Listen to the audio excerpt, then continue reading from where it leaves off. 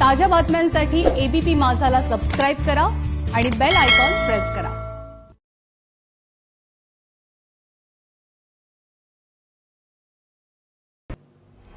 नमस्कार, मी नम्रता वागळे। आपण पाहताय एबीपी माझा प्रश्न महाराष्ट्राच्या कार्यक्रमामध्ये आपल्या सगळ्यांचं स्वागत। राज्यातले सध्याचे ऐरणीवर असलेले प्रश्न आपण मांडतोय।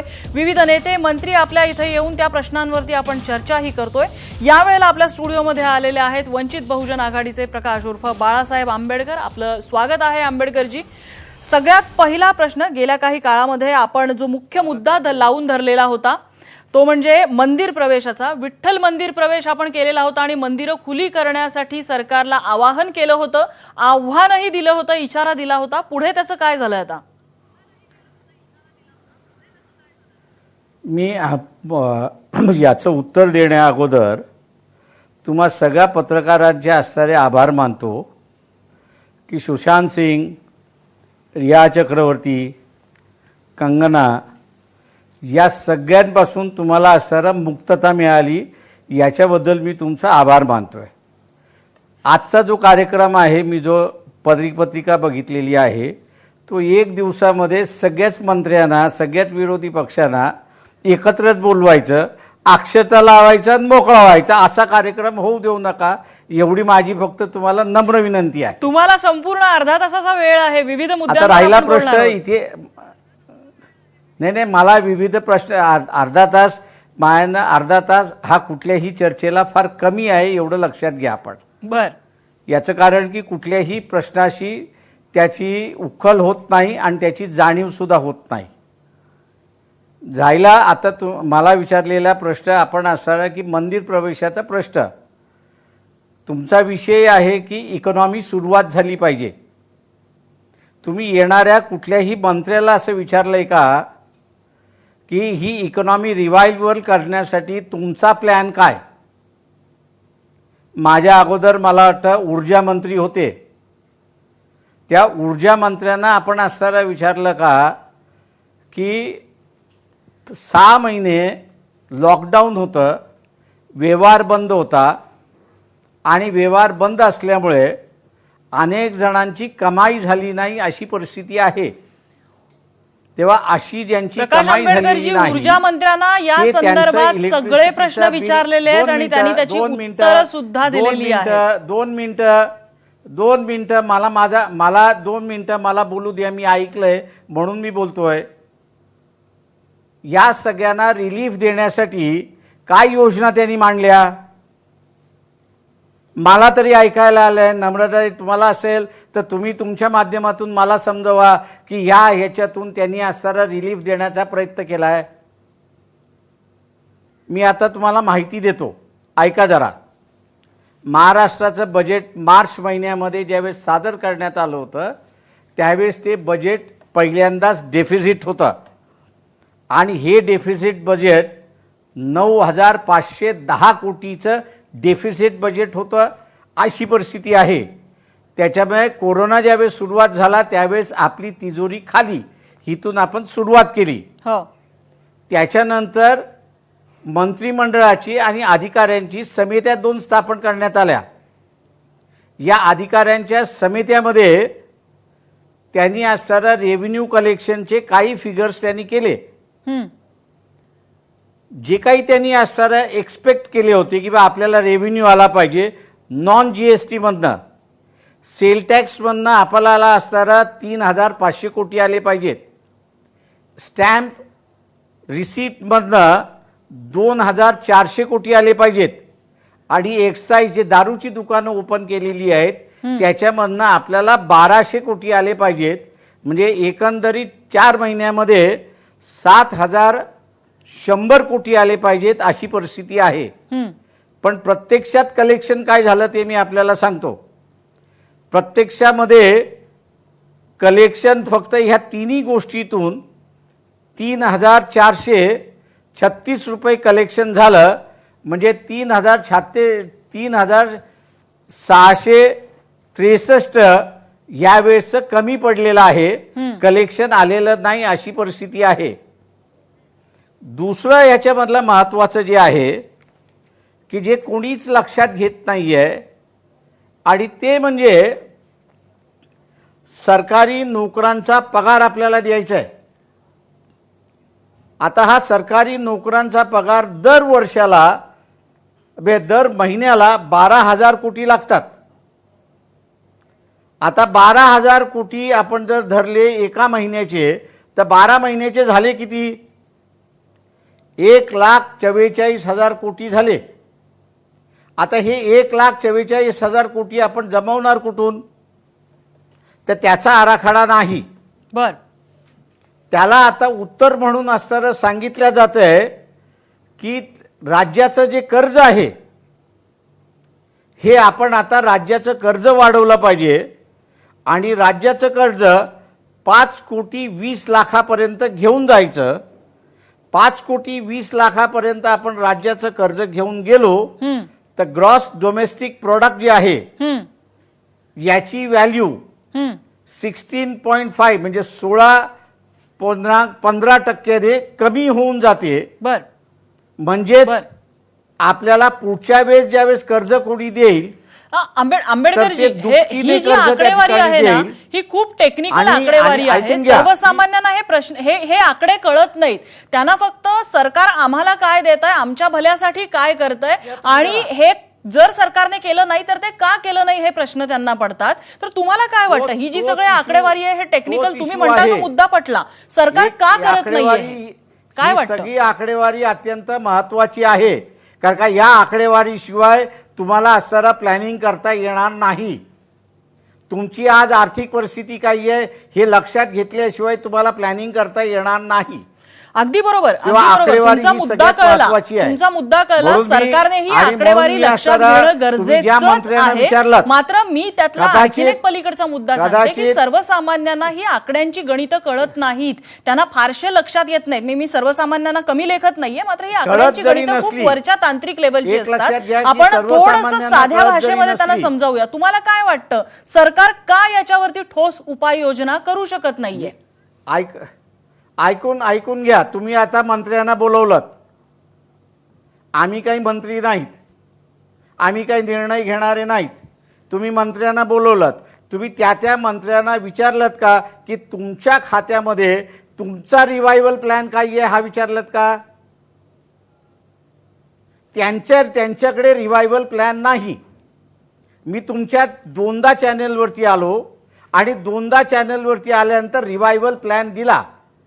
एक पहिला माझा रिवायवल प्लॅन जो आहे तो म्हणजे 16,000 कोटीचा नरेगाचे पैसे आपले आहेत.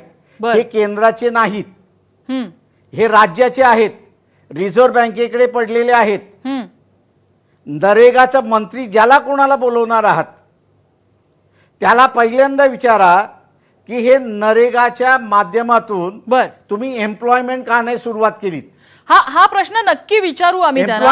आंबेडकरजी, हा प्रश्न नक्की विचारू. या घडीला तुम्हाला काय वाटतं? नाही, या घडीला मुद्दा असा आहे की विविध डिपार्टमेंट्स आहेत, वीज डिपार्टमेंट आहे किंवा आरोग्य खातं आहे आपलं, म्हणजे आरोग्य यंत्रणाच व्हेंटिलेटरवर असल्याचा आरोप होतोय. नम्रता, हे सरकार काही करत नाही, म्हणजे त्यांची इच्छाशक्ती नाहीये असं वाटतं तुम्हाला? इश्यू नाहीये. इश्यू हा आहे त्याच्यामध्ये की आरोग्याचा इश्यू जर असता, जर तुम्ही असताना तुमचा एक पत्रकार गेल्यानंतर कोविड सेंटर जे बांधलेले आहेत त्या कोविड सेंटर मधली स्थिती काय आहे याचं तुम्ही फॅक्च्युअली दाखवलं होतं असतं. तुम्ही का दाखवलं नाही? फॅक्च्युअली दाखवलेलं आहे ते प्रकाश आंबेडकर. सगळे कोविड सेंटर जे आहेत बंद पडलेले आहेत, डॉक्टर नाहीये तिथे, प्रायव्हेटायझेशन झालेलं आहे. अगदी बरोबर, हाच मुद्दा आम्ही दाखवलेला होता. हा प्रश्न आम्ही ऐरणीवर आणलेला होता. कोरोनाची स्थिती गंभीर आहे हे नक्की फक्त तुमच्या सगळ्या चॅनेल्सवरती आला आणि तुमच्या बोलण्याशी आम्ही अगदी सहमत आहोत प्रकाश आंबेडकरजी. कोरोनाची स्थिती गंभीर आहे, त्याच वेळेला तुम्ही आंदोलन करत असता त्यावेळेला सोशल डिस्टन्सिंग आणि इतर नियम पाळले गेले नाही, हेही तेवढंच सत्य आहे. कोरोनाची गंभीर स्थिती असताना हजारो लोकांना घेऊन तुम्ही आंदोलन कसं काय करता? बारामतीचं मेल आहे, बारामतीचा मेल आहे. रमेश लोंढे नावाचा ग्रस्त आहे. 12 हॉस्पिटल तिथं फिरला, 12 हॉस्पिटलवाल्यांनी त्या आईला असताना घेतलं नाही. सकाळी तो पुण्याला घेऊन आला, पुण्याला घेऊन आल्यानंतर तिची ऍडमिट झाली आणि 2 दिवसानंतर ती वारली, अशी परिस्थिती आहे.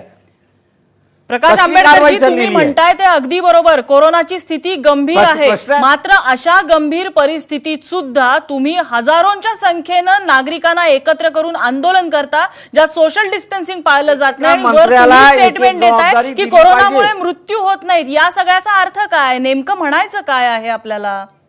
प्रश्न असा एक लक्षात घ्या, हे आजही असताना गव्हर्नमेंट ऑफ इंडियाचे फिगर्स बघितले तर त्याला 2% लेस आहेत. हे मंत्र्यांचं नाही, हे doctors, nurses, class 4 employees, municipal employees, government employees ज्यांना येत नाही अशांनी असणारे हे पेशंट जगवण्याचे ठरवलेलं आहे. ह्याच्यामध्ये गव्हर्नमेंटचा रोल काहीच नाहीये. गव्हर्नमेंटचा रोल असता तर त्यांनी जेवढे कोविड सेंटर उभे केलेले आहेत त्या कोविड सेंटरच्या असणाऱ्या स्थिती त्यांनी सुधारली असती. आज सगळं पिंपरी चिंचवड मधलं प्रायव्हेटायझेशन झालेलं आहे, पुण्यामधलं असणारं सुद्धा प्रायव्हेटायझेशन झालेलं आहे. म्हणजे थोडक्यात हे कशासाठी कोविड तुम्ही सेंटर उभं केले? सरकारच्या भ्रष्टाचाराची कुर्ण झालेत असं म्हणायचंय तुम्हाला? साठी दिलेले आहेत का? हे पूर्ण कुरण झालेलं आहे. त्याच्यामुळे असणारा माझं म्हणणं असं आहे की तुमचा चॅनल हे वॉचडॉग म्हणून काम करा थोडंसं. ते रिया, त्याच्यानंतर सुशांत सिंग, त्याच्यानंतर कंगना, त्याच्यानंतर हे जरा सोडलेलं आहे म्हणून तर आज 2 आपण तास त्या वेगळ्या तरी या मुद्द्यांवर चर्चा करतोय ना. पेशंटना असणारा त्याच्या अजिबात नाहीये. 24/7 मी महिनाभर बघतोय की ह्याच इश्यू तुमचा चाललेला आहे आणि या इश्यू मधनं तुम्ही उरलेले सगळे इश्यू कार्पेट खाली झोपून टाकलेले आहेत.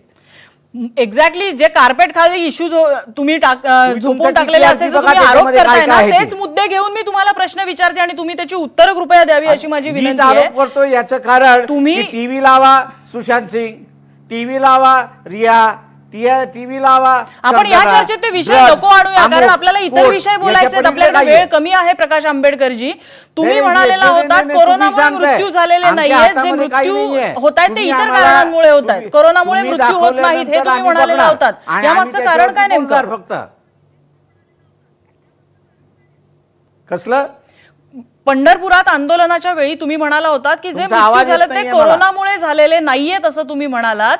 नेमकं त्यामागचं वेगळं कारण आहे असं म्हणताय. असं का म्हणावं असं वाटलं तुम्हाला? तुम्हाला म्हणायचं काय आहे नेमकं? मी असणारा एक लक्षात घ्या, त्यावेळेसही म्हणालो होतो की माणसं जी दगावतात आहेत ती नुसती कोरोनामुळे दगावत नाहीयेत, त्यांना इतरही आजार आहेत, त्या इतरही आजारावरती ते दगावतात आहेत. तुमचे सगळे गव्हर्नमेंट ऑफ इंडियाचे महाराष्ट्राचे जे होते कोविड पेशंटलाच मदत करा, उरलेल्याला करू नका, या वस्तुस्थितीला धरून माझं ते स्टेटमेंट होतं. बर. कोविडने जशी माणसं मरतात आहेत तशी नॉन कोविडनी सुद्धा माणसं मरतात आहेत, त्याची तुम्ही दखल घ्या ना. बर. मराठा ते आरक्षणाविषयी काय घेतलंय आपलं तुम्ही? एक विधान आलं होतं की 180 ते 182 आमदारांना हे आरक्षण नकोय, श्रीमंत मराठा विरुद्ध गरीब मराठा याविषयी तुम्ही एक स्टेटमेंट केलेलं होतं. नेमकं काय म्हणायचंय तुम्हाला? मराठा आरक्षणाचं भवितव्य काय दिसतं तुम्हाला? जोपर्यंत श्रीमंत मराठ्यांच्या हातामध्ये सत्ता आहे तोपर्यंत गरीब मराठ्याला सत्ता मिळणार नाही आणि आरक्षणही मिळणार नाही. बर. काय करायला हवं त्यासाठी? तेव्हा आता गरीब मराठ्याने आपली काय भूमिका घ्यायची त्यांनी त्याची भूमिका ठरवावी. जातीबरोबर राहायचं की आपल्या आरक्षणाबरोबर राहायचं हा निर्णय त्यांनी घेतला पाहिजे.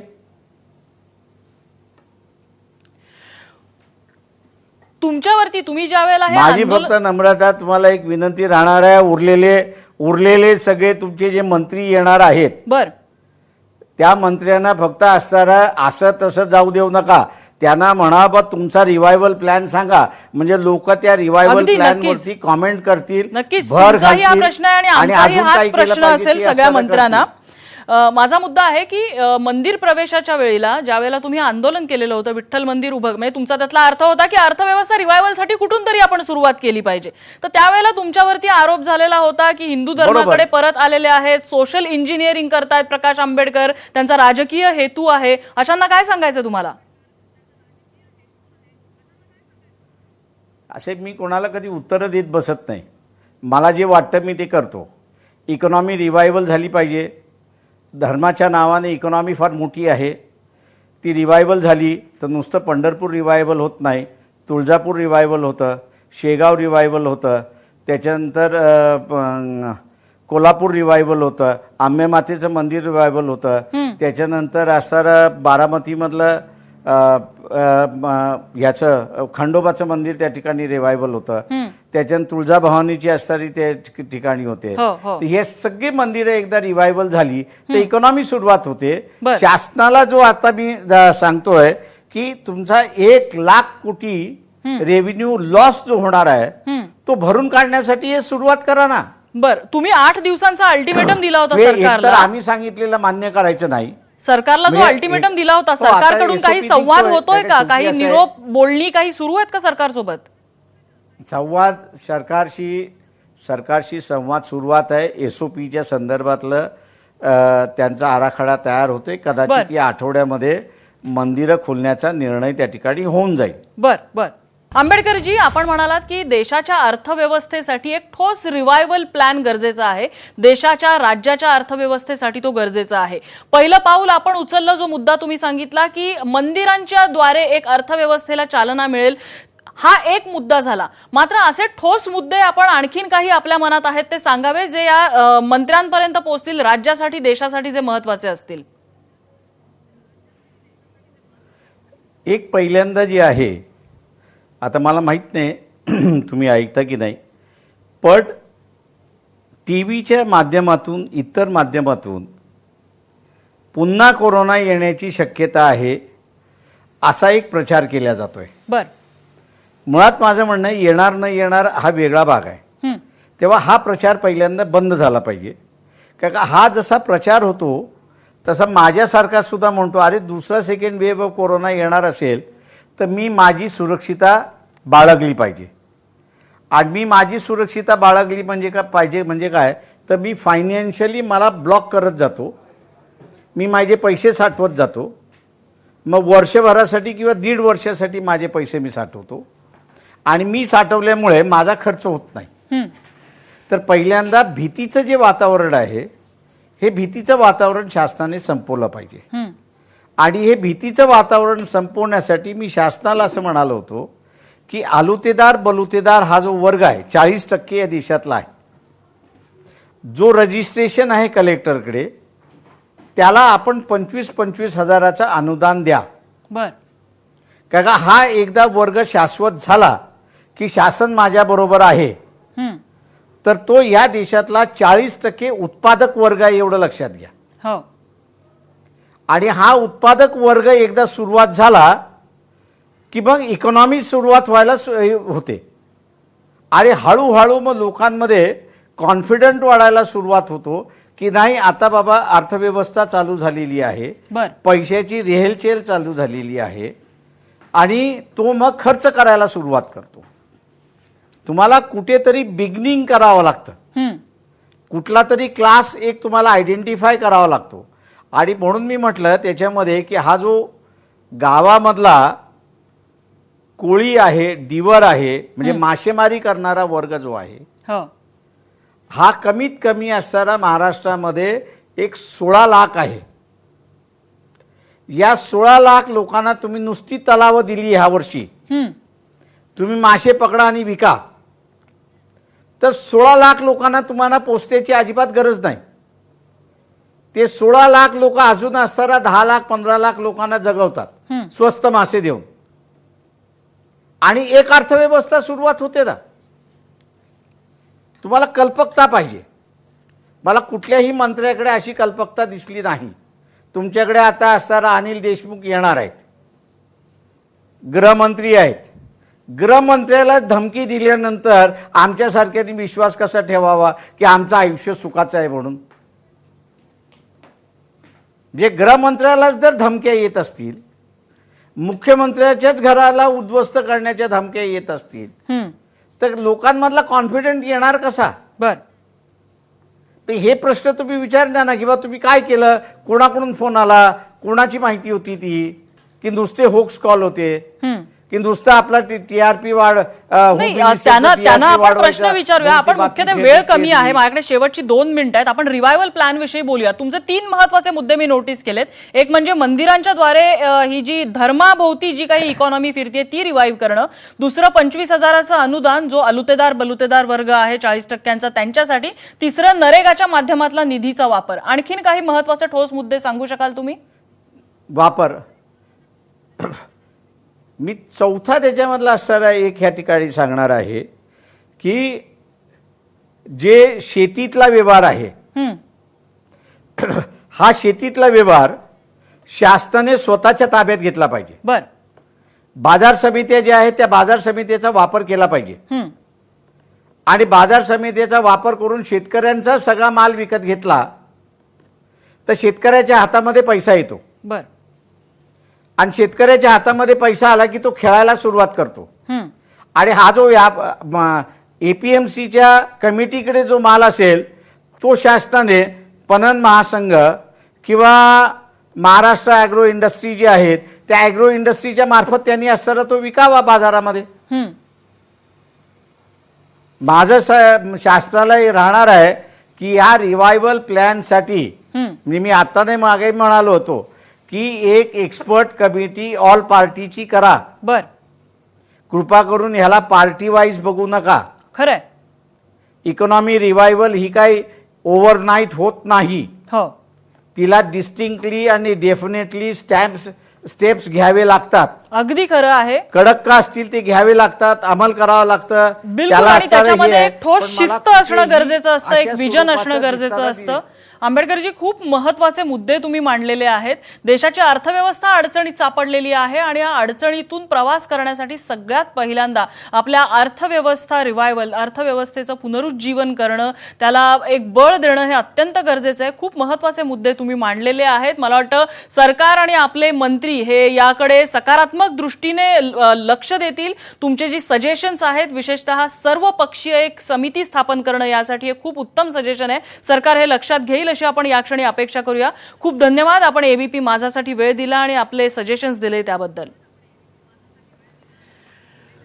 तर या सत्रामध्ये आता आपण इथेच थांबतोय. या पुढील सत्रामध्ये राज्याचे गृहमंत्री अनिल देशमुख आपल्या सोबत असतील राज्याचे प्रश्न मांडण्यासाठी. पाहत रहा एबीपी माझा.